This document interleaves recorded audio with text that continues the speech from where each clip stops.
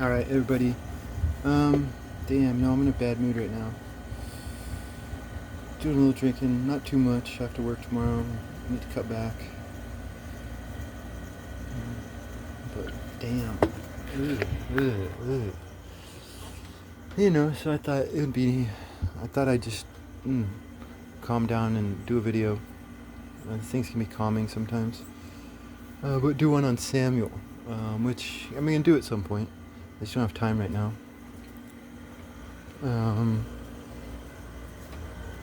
Because, yeah, no, it's interesting.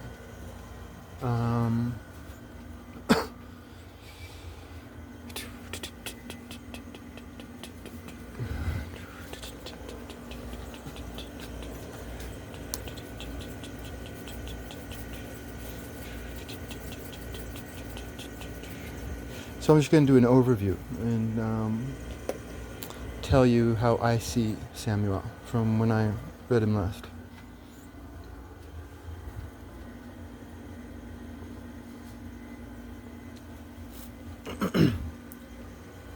But it all begins with the story of the former high priest and his two sons.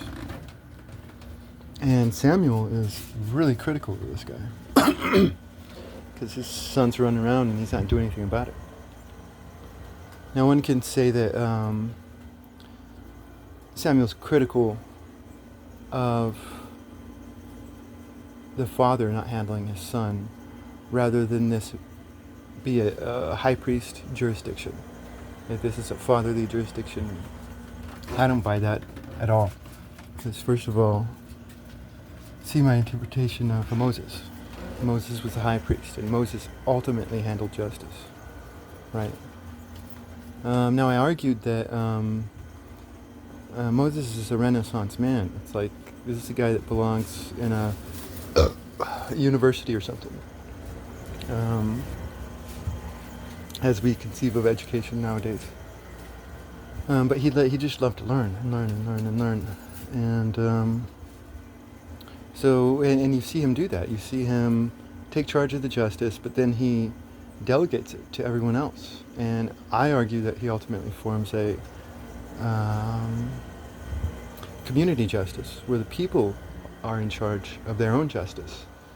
And then you have rabbis and judges, maybe, who are arbiters if there's a controversy. Right, so this is a very light theocracy, right? You look at the Book of Enoch and the angels, who are the chosen ones? Right? The chosen ones are the ones who climb the rope. Right? This is a God of merit. And so I argue that Moses was very, very light theocracy. I mean, you go to the later prophets, and there's this one prophet I just read, and he was just like, ew, you guys are so pathetic and needy. Go get a life. Like, damn. Fuck it ain't. Like, go get a life. And stop, like, needing on me all the fucking time. So, yeah, no, I mean, it's the job of a rabbi to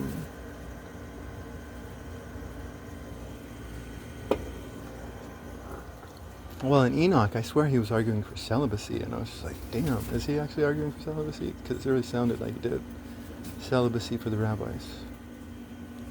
When I was reading it, I was like, damn, this is why it got banned. But,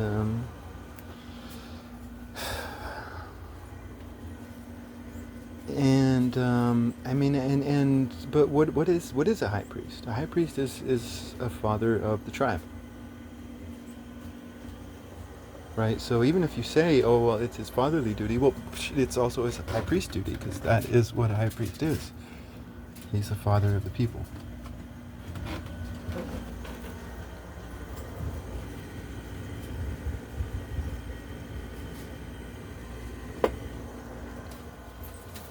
So here you have this man, Samuel, this most gentle of men. And he continues to be gentle throughout the whole text. He's just described as this gentle man. He continues to be gentle, but listen, he's criticizing the former high priest because this high priest did not do anything. He just sat there and did nothing.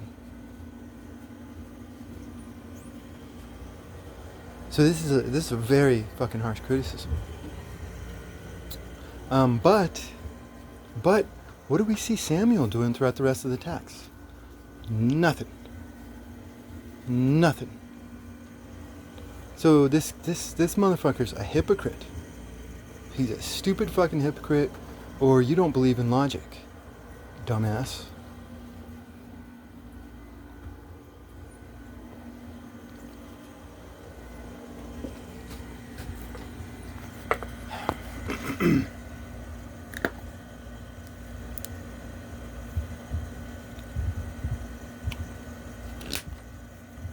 Or maybe he was doing something, right?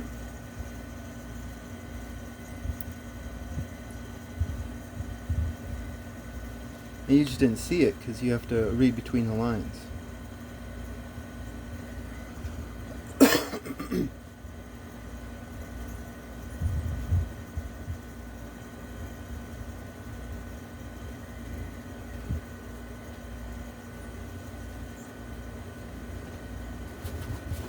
Because, how pathetic. Like, you're going to criticize this guy, then do the exact same thing? Like, why would this even be considered a canon in anything? Like, people need to learn how to read, man. Fortunately for you, I know how to read. So, the one who knows how to read. No, I actually don't. I'm joking. I'm still currently trying to read Hermes Trismegistus. He is more elusive than Moses.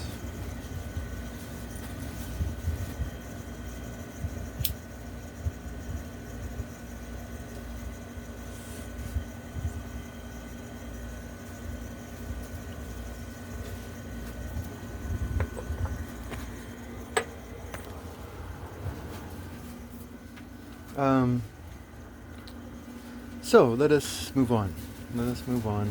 And then the next thing we should go to is that the people, they're clamoring for a king, right? They're clamoring for a king because you have all these other tribes around, and they have kings, and they're cool, and we're not because we don't have a king. We want to be cool. We want to go out there and fight in wars and conquer and do all this glorious stuff,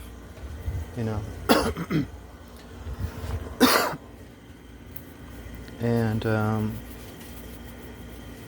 Samuel's like, no, fuck off, I'm in charge. Although he didn't say it like that, but he did. So he goes to God and he's like, man, they just keep clamoring for a king. And what does God say?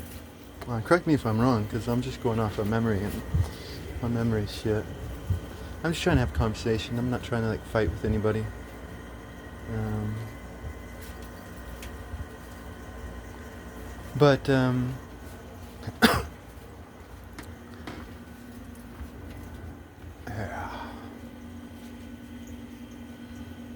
God says, give them what they want.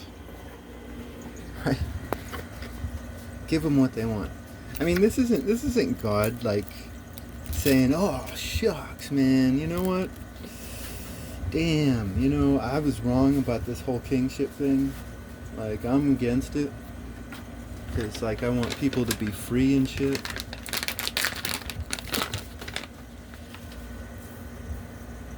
But, you know what? They've convinced me. I now sanction kingship. I, God, sanction kingship. No.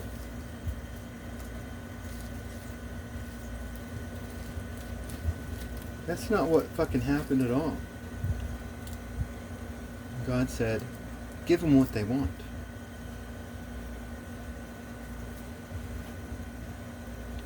And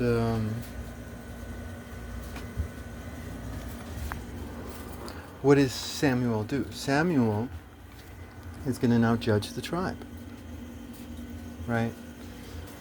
And you're going to pick your side. You're either going to be on Saul's side or you're going to be on David's side.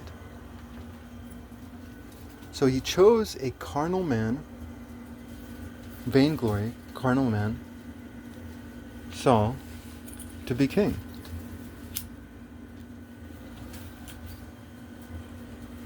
And then he ups and changes his mind and says, no, David's king. Right? It's a setup, though. He was choose which way you want to walk. You know, and if you walk the wrong way, then Samuel, unlike the former high priest, will get it done. He will get it done. He will send detailed reports to the Philistines.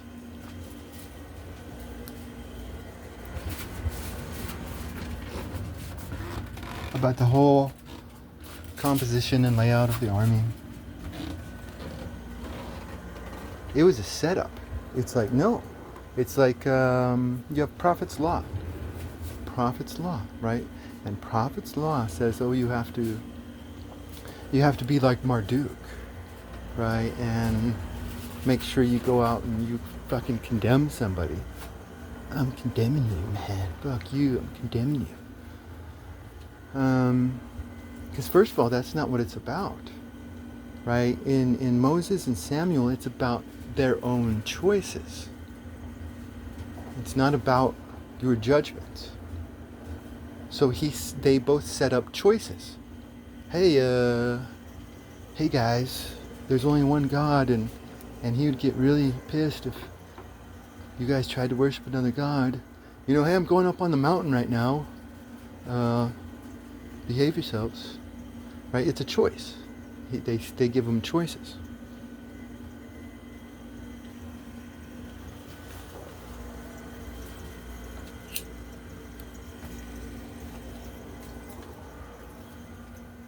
And that's exactly what happened.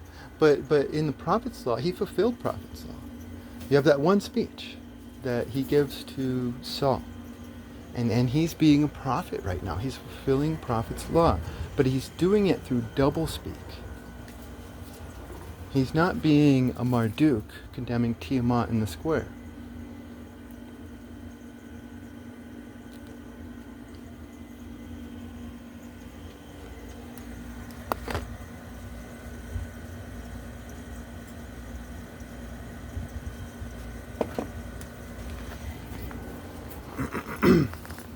He's fulfilling Prophet's Law. Because he goes up to Saul and he's like, hey, Saul, I mean, shucks, man. I mean, God's in charge. You got to do what God says, right?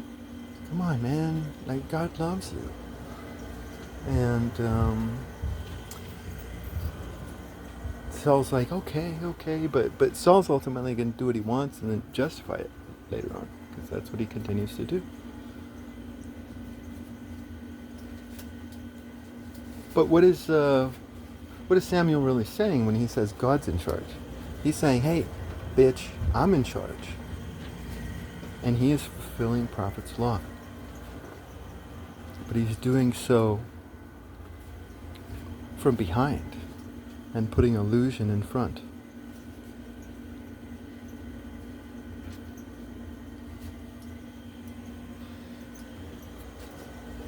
It's a great moment.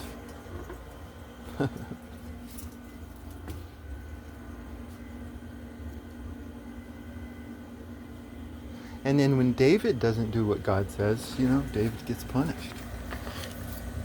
And it's like, didn't anybody, because people talk about kingship. Shit, man.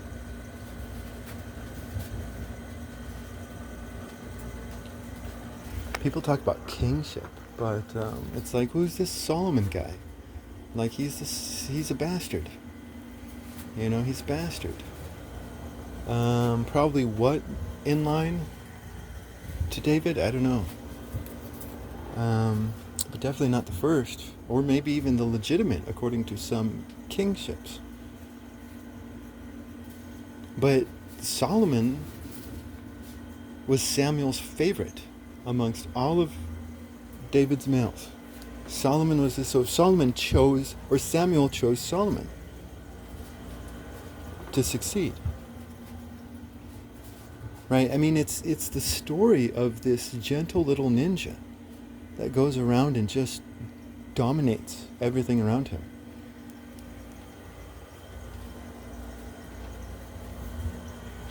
I mean, he wrote that one psalm. He wrote that psalm where the wicked guy gets stabbed, falls to the floor, and starts crawling away, leaving a blood trail. And I've talked about this before. But that makes no sense.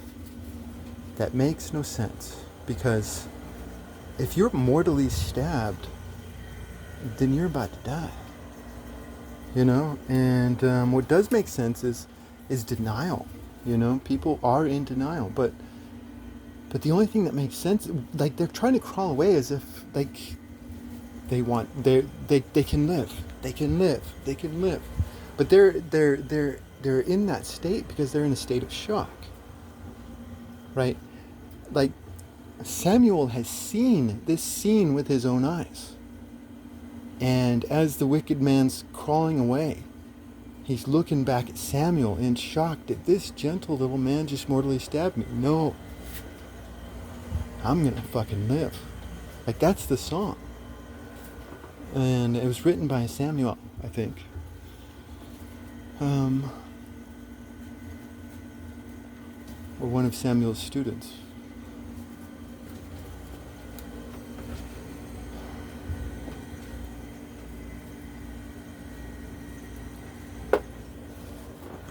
Like Samuel, no, he's not like that former high priest. He's doing something. He's doing something.